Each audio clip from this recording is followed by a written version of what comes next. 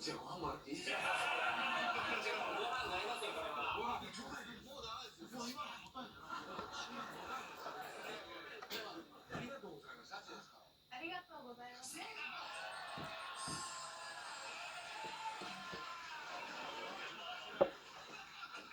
春休みとか。春休みはゆっくりしてます。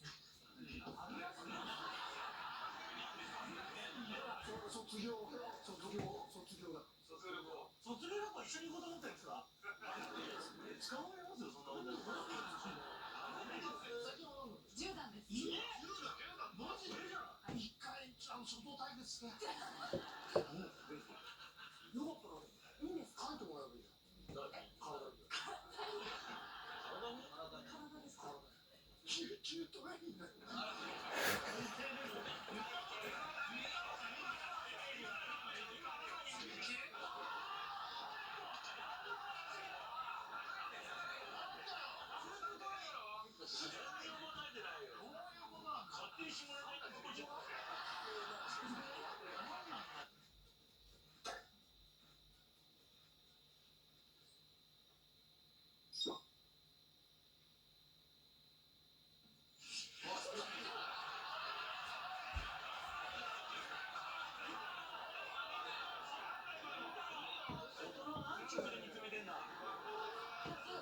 これ90トイレはこれ。